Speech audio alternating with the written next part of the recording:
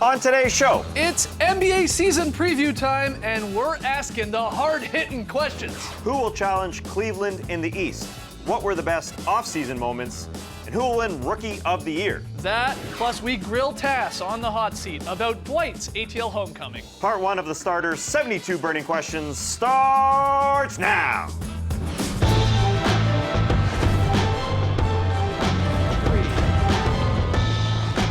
Good evening, Sweet World, and welcome to part 1 of the starters NBA season preview. Whether you're listening to the podcast, joining us live on NBA TV, we're happy to have you. I'm Jay Skeets, and alongside me, as always, that's Tass Millis. Let's NBA! To his right, it's the international man of mystery, taking it to the max, Lee Ellis. Friend. Lele.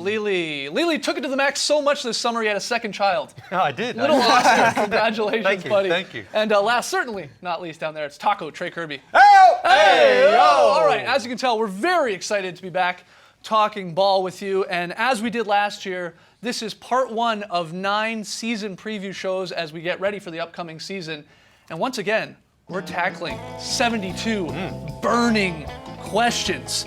Our wire-like investigation board, it's set there as we try and crack this case once and for all as we build up to 72. So, let's waste no more time. Let's get right into it. Our first question, it's a doozy.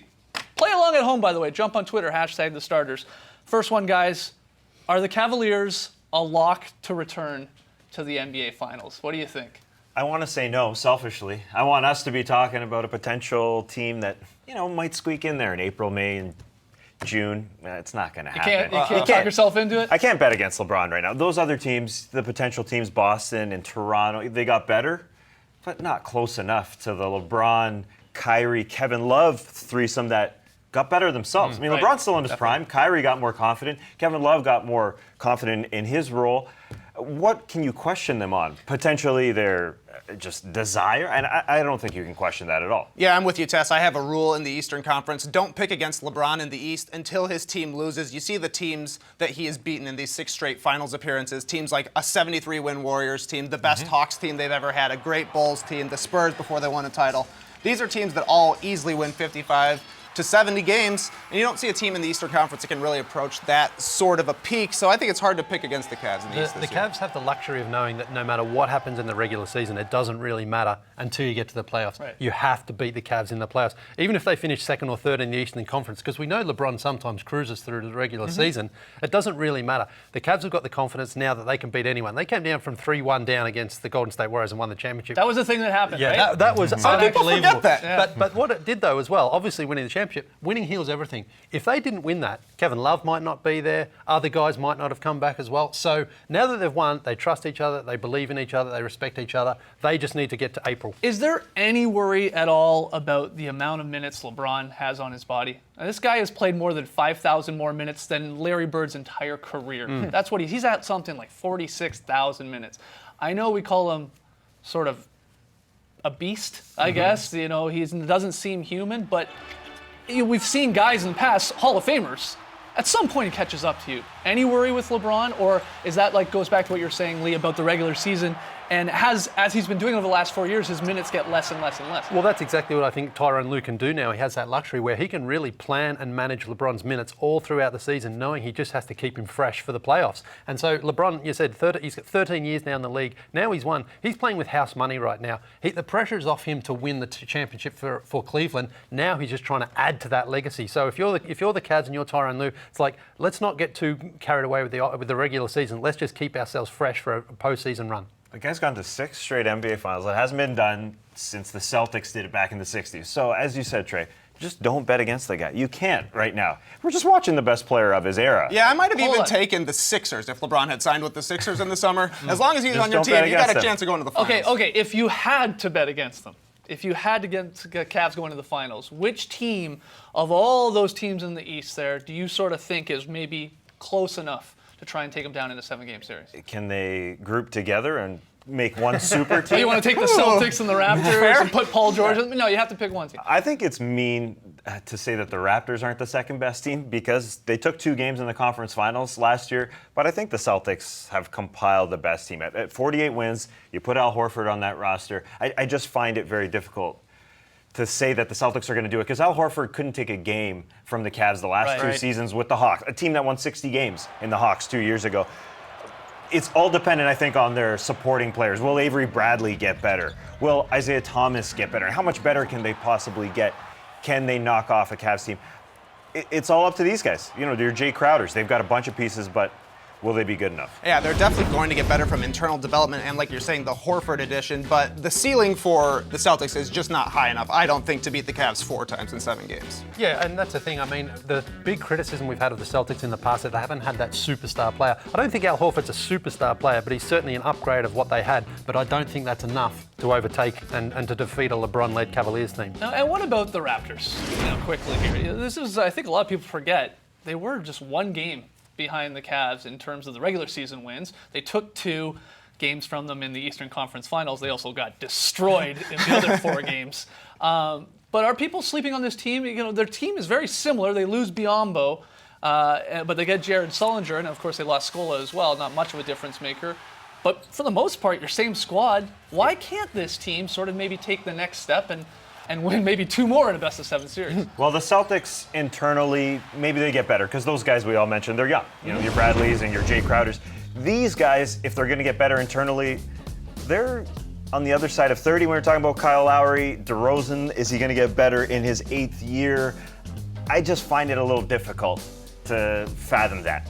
That's all. I mean, DeMar Carroll and Jonas Valanciunas obviously can be better this year for the Toronto Raptors, but what is their ceiling? I think the Celtics just have a bit of a higher ceiling. And I think it's got to be Valanciunas to improve the most if the Raptors are going to have a chance, because losing Biyombo is going to be a problem with the way he is able to switch out onto LeBron and kind of guard him at the end of the possession. He's more athletic than Valanciunas is. So he's just a little bit more versatile as a defender. I think that's something that's going to be a major disadvantage going into the playoffs for the Raps. And offensively, they could really use an aggressive Jonas Valanciunas Sure. as well, because he's worked on that pump fake game. It's coming along. Somehow people still buy it, even though you can see it coming a mile away. Yeah. But if he can use his shoulders and his body and get down on the post more and really utilise his size, then it gives them the Raptors another scoring option. He's got to be good defensively too. I mean, there's just too much room for error, I think. All right, so most of us agree, you know, Cavs way up here, and then somewhere below them, Celtics, Raptors. Is there another team at all that can make some noise, maybe shock some people in terms of challenging to get to the finals? Yeah, I just want to mention one team because there's a very small potential, but Paul George in the Eastern Conference is a bigger superstar than anyone the Celtics have or anyone the Toronto Raptors have. You watched him in the playoffs last year, you could see he could put a team on his back Right. and carry them. So the question was with the Indiana Pacers, can you get some support for this guy? Because he couldn't beat the Raptors by himself. He almost did. It came to 7 games. It was very, very close. He got some help. Jeff Teague is his starting point guard to go along with Monte Ellis. Thaddeus Young is now in the power forward spot. And Miles Turner, who I think is going to be the most improved player. What? Spoiler alert. This season. Whoa, that's one of our questions, Taz. I don't care. I think this 5-some is very, very good. Miles Turner is going to have to get better leaps and bounds for this team to be anywhere near even the Raptors. I think this is a middle of a pack team.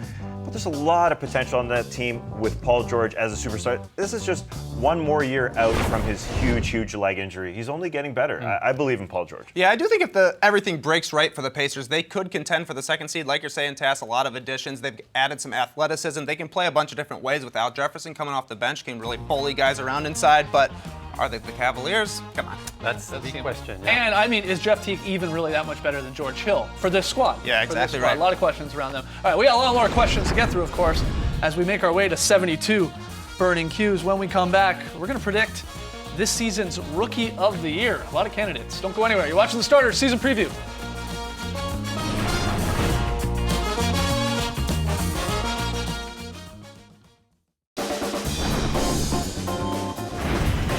Welcome back to the Starters 72 Burning Questions season preview. We're only at question number 2. Oof. Yeah. Don't worry, we got a lot of shows. Here we go. It's an award-based question. Who wins Rookie of the Year? Let's hear it. Give me Buddy. Buddy Hield. Wow, I agree with you. Yeah, Buddy buckets. I mean, he's just got so much confidence combined with a lot of opportunity. That is going to be a lot of buckets. There's just so many question marks in the Pelicans backcourt. Tyreek Evans is hurt. Drew Holiday is not around the team. I think Buddy's going to get a lot of opportunities. And as we saw at Summer League, we interviewed him. He's got all that confidence in the world, and he can score. I just feel like it's a perfect match. And I know it's preseason, and it doesn't really count, but he has looked good in preseason. He's hitting the 3 ball, and you're right, Tass, he's probably the most explosive scorer in this draft class. He's going to get shots. And when it comes to the award, a lot of times when it comes to Rookie of the Year, it's sort of, hey, who scored the most? Exactly. True. He's going to probably be up there because of all the reasons you just listed there, Tess. So I agree with you there. Tim Frazier and Etwan Moore are starting right now. Right. And Buddy Hield's coming off the bench. I think he's going to force his way into the lineup. He's going to get a lot of minutes. You guys agree, disagree? Got someone else? What do you think? I got somebody else, and it only took 2 vines from his first preseason game for me to buy into the hype. But I'm picking Joel, the process, Embiid. Oh, yeah, get the drinking that nickname. Kool-Aid. Yeah, we've all seen him roasting his trainer in these rehab videos he's Yeah. posted, and clearly they're ridiculous. But the skills that had him considered for a number 1 pick are still there. He looks quick, he's got touch, he's got power, a little bit of grace. And of course, if he does get matched up with a 5'10 guy, you know he's going to score. But the guy was considered an elite prospect, kind of on par with Karl Towns, Anthony Davis. He's get compared to Tim Duncan, Akeem Olajuwon, and we see him in the preseason. He plays on both ends of the court. He's got a little versatility on offense, hit some threes, he can roll, he can score in the post, and on defense, you know he's going to block shots because he's athletic, and he's supposedly grown 2 inches since he was drafted. He's now supposedly 7'2". I mean, who knows what we can really expect from Joel Embiid? He hasn't played basketball for 2 years, but that has been 2 years of NBA coaching he's had, learning how to shoot and just kind of being around the game. We'll see what happens when he finally steps on the court. I like that touch he showed, though, from outside. That you don't often see from a big man so early into his career. So that's something that Sixers probably got in their back pocket. The only 2 questions maybe with that are, one, if the Sixers win like 15 games again, does that come into play? It usually doesn't with Rookie of the Year, to be honest. They don't really care. And the minutes that he's going to get, because they know they're trying to be very, very cautious with him and watching his minutes and slowly building up to it. You'd hope he eventually would build up to 30 minutes a game, but something to keep an eye on. His coach is comparing him to Tim Duncan on offense and defense right now. He hasn't played a game in the NBA. It's hard not to drink the Kool-Aid watching him play. But Brett Brown saw Tim Duncan up close, though. So Brett Brown knows You Tim would know. Duncan. He does. So what about you go? You going to Embiid? I'm actually going Chris Dunn from the Minnesota Timberwolves, even though he's probably going to come off the bench to start the season, which is fine because he's probably going to then go against second units. So that's where I think it could be good for him. Now, I know he's not a great shooter, but most rookies struggle shooting the ball in their first season. But that's okay for me because he can get to the rim. I like his ability to get to the rim, and he's got a good soft touch around there. And also, they don't need him to score a lot of points right now. This is Karl Anthony Towns' team. He's the guy who's going to be feeding, even if he doesn't share the court. How's he going to win with him. Rookie of the Year if he Even- doesn't score? No, well, I know that's what you're saying, but I think this is the reason. He's going to play a lot of minutes because he plays good, aggressive defense. If you play for So Tom does Ricky Thibodeau, Rubio. if you play for Tom Thibodeau and you play defense, he's a rookie. He might play 48 minutes a night under Tom Thibodeau. He won't care. 82 games a season. He'll get his opportunities. So the thing with Ricky Rubio, the Wolves have been trying to move him. I think right now they're going to see what they've got in Chris Dunn. And if they feel that they can give Chris Dunn the starting lineup duty, I think then they look to move on from Ricky Rubio. I don't think Ricky Rubio has a long-term future there in Minnesota. I just don't think the Wolves are ready to trade him until they know exactly how Dunn can play. All right, so there are our picks. 2 of us going Buddy Hield. Trey drinking the Kool-Aid there, Joel Embiid, and Lee trying to talk himself into Chris Dunn. That was a good argument there, Lee. One name, of course, you don't see there is number 1 draft pick Ben Simmons. Now, the Aussie, he recently underwent surgery to repair an acute Jones fracture in his right foot. This is a bummer. Some suggesting that he could sit out the entire season. None of us are doctors here, so we don't really know. But a lot of people are asking the Q, so I got a bonus question here for you guys. It's a straight up bonus Q. It's not a part of the 72 burning Qs. But, should Ben Simmons sit out the entire season? Should the Sixers at least consider that? What do you think? No. No? You think if he's fine to go whenever, hey, get him back in there? We don't know his situation. As you said, I didn't add being a doctor to my repertoire in the offseason. I don't know. If he's fine to play, why shouldn't he play? Yeah, I mean, you're talking 3 months maybe he's out. That means he's back in January. That gives him still plenty of time to get just some experience playing in the NBA, coming off the bench, maybe only playing a handful of minutes. Any experience, I think, is better than no experience. I disagree. I think he should sit out for as long as he needs to and maybe even a little bit longer. I can see what you're saying if he comes back maybe even in April just to get a few NBA reps. But even though we're not doctors, you can do some reading and see that Jones fractures have a high rate of reoccurrence because for whatever reason there's not enough blood flow to that part of the foot and the bone doesn't heal well. The guy's 6'10", 240. They don't say it's because of weight that he hurt his foot, but he is a big guy, so it's still going to be a problem. He's only going to be 21 after the season starts. There's no need to rush him back and just let him chill and let him heal up as complete as he can. We don't want to have more surgeries down the line. This guy sounds like a doctor. Yeah. Well, I took the MCAT, and every medical school in the country said you can definitely not go here. Well, I'm glad we have you. But All they right. call it an acute Jones fracture. That means it's pretty cute. There's nothing cute about it, Tess. All right, next question here. Next question here, Boo. guys. Yeah. favorite off-season moment. Favorite off-season moment. Why don't you Well, start? my favorite offseason moment is what I think is the funniest offseason moment, and it was Klay Thompson's dog, Rocco, taking care of business during an interview. It happened while Klay was being interviewed by ESPN's Pedro Gomez about his brother Trace's baseball career. Are you serious? This And is that's your when favorite his moment? dog, Rocco, an English bulldog, ran out on the field and let nature take his course. Bad Rocco! No Rocco. At least it was on the dirt. Good, Rocco. Dog must have known the camera was rolling, and he's going, I'm just going to go out there. Yeah, and you can take see his mine." brother notices it in the background and just starts dying laughing. Great stuff. What a good dog. He didn't do it in the grass, so it's easier to pick up. Beautiful. Good dog, Rocco. All right, Lee, what about you? Tony Parker took the game to new heights this summer when he had a game played on the Swiss Alps. Believe it or not. Seriously. New heights. This actually happened. How long did you practice saying that? I had a good couple of weeks to think about it. 2 miles above sea level, this game was played. Almost freezing temperatures. The UV rays are very dangerous at that level as well. Everyone had jackets and I sunglasses gotta watch on. out for the UV This is your rays. favorite Yeah, but it got me thinking. Okay. We still haven't had an NBA game in Australia. While Tony Parker's getting one played in the Swiss Alps, why doesn't next season he maybe get one played on top of Ayers Rock, or Uluru, as some like to call it? Then we kill 2 birds with 1 stone. We get a game in Australia, and we get a game on top of Ayers Rock. I'd go for sure. Where's that? Near Alice Springs. Yeah, right? it's in the middle of nowhere. nowhere. It's about 400 million degrees there all year round. Well, they played in Sounds the great. glacier. It's cold Exactly. there, hot there, whatever. Mix it up. Exactly. UV rays are dangerous in both spots. Fascinating picks here. Tass, you want to keep it going? I got another weird one. Nuggets forward, Wilson Chandler caught a fish. Not just any fish. Look at this thing! What? Look at That's that! not a fish. Come on. It's called a Goliath grouper. Good name. It's 350 pounds. It doesn't look real whatsoever. Here's some footage here of Wilson Chandler. He's gonna rein this baby There's in. no way you're just reeling that thing. There's some support behind him, and that's a monstrous. What, he catch it on a monstrous- spinner bait? Look at that. See, you need help for Hopper? it. Really good work. Really, really Wow. Man. All right, interesting picks, guys. My favorite off-season moment. good. Yeah, good job, Wilson. It was J.R. Smith ditching his shirt. Mere moments after Game 7, he removed the shirt and he didn't put it back on, and then it became such a big hit, he started selling shirts of him not wearing a shirt that you see there. Like, he went 4 or 5 days without wearing a Is shirt. that all? Yeah, Felt like even way longer Obama than that. commented on That's him right. not wearing a President shirt. Obama, called Coach Lou to congratulate the Cavs on the win and said, you can't be walking around without a shirt for a whole week. So when you come to the White House, wear a shirt. And Trey, yeah, you picked up one of those J.R. Smith shirtless shirts. Yeah, I have to agree with you, Skeets. This is a great look. I mean, Jordan McRae said he wouldn't wear one, but looked okay. They look great. All right, we got to take a break. When we come back, Tass, you get the first crack at the hot seat. 5 pressure-packed questions. Don't go anywhere. You're watching the starters. I'm feeling that pressure.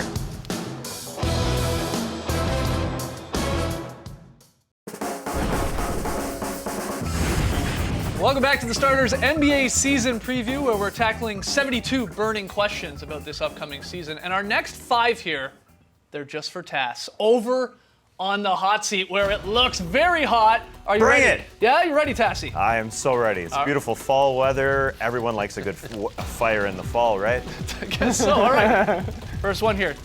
Another Dwight Howard question. I think we asked you about him last year. Can Dwight Howard resurrect his career now that he's in Atlanta? I think so. I think this move in the latter half of his career will force both Dwight and everyone else who talks about Dwight to start talking about what he can do and stop talking about what he can't do. Yes, we know that he's not a great offensive player in the post, but Dwight will realize that in the second half of his career. He'll stop talking about more shots for him, and he'll do this. He'll go to the hole in the pick and roll opportunities. Dwight Schrute is going to look for him in the preseason. He has been looking for him. He's a great defender. I think Dwight will understand what he is, and everybody else, including us, will understand the same. All right, next one here. It's award-based. Tass, who wins most improved player? Miles Turner, learn that name. Wow. In Indiana, I think by the end of the year, we'll be talking about him as their second best player behind Paul George. The guy can do a lot, inside, outside. A reason why Frank Vogel was let go reportedly was because Miles Turner didn't play enough. This guy is very, very good on both ends. This is a bit of a sleeper team in the Eastern Conference because of this guy's ceiling. All right, we're still 2 weeks away from the actual start of the season, but what storyline are you already tired of? I am tired of the super team in New York. That's not a super team. If you haven't made the playoffs in 3 years and you add guys in Derrick Rose and Joakim Noah who didn't make the playoffs last year, That's not super. That isn't a super team. It is a team. It is a team. The latter half is correct. It's only a super team because they're name guys. A lot of them past their primes in their career, and it's New York. Super, it is not. All right. Love this one. Tass, favorite new uniform? Which new thread do you like? Staying in the New York area, Brooklyn's got an alternate jersey. They are beauts. It's a bit of a throwback to their New Jersey days in the mid-'80s. They're gorgeous, and they're going to nice. wear them like 14 times, I think, including opening week on Friday. Those are beauties. I like those the are slick. patriotism. Okay. Final one, Tass, for you on the hot seat here. You're always sort of giving guys, let's call them what they are, weird nicknames. So, which random/weird nickname will you push for this season? Usually I get a little cute with these, pretty tricky Ricky for Ricky Rubio. It hasn't stuck in the past, so I'm going to keep it simple. Okay. Basically, I'm keeping it literal.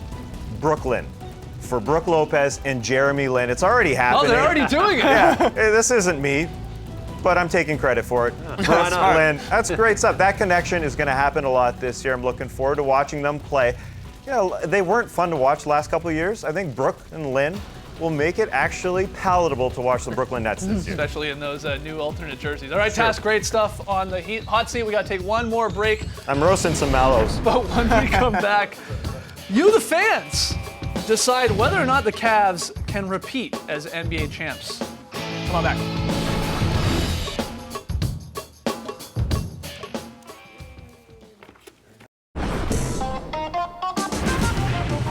Eight of our 72 burning questions officially in the books and up on our investigation board as we try and crack this case.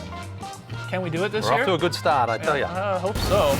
We tweaked one of the questions up on the board and asked the Starters fans on Twitter, will the Cavs repeat as champs? Not make it to the finals, but repeat as champs. 66% say no. 34% though say yes. That's a little more than I would have guessed would say yes to this question. I agree with that.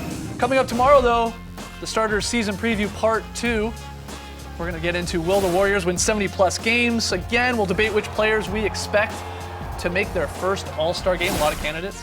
And Trey There's one. decides who is the league's best NBA cannonballer. A lot of good cannonballers out there. It's not just about the splash skates. It's not. Well, we'll learn more about that tomorrow. Again, 5:30 p.m. Eastern, part 2 of 9 of our season preview 72 burning questions. And jump on Twitter, play along with your answers. We're keeping an eye on it. Hashtag the Starters.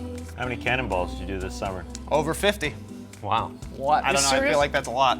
But yeah, I was there like every single day. Cannonball and C-ball every day, y'all. I would have guessed 100. Hey. Sorry. All right, thanks for joining us. And remember, there's always more toothpaste in a tube of toothpaste. Brace the night, people.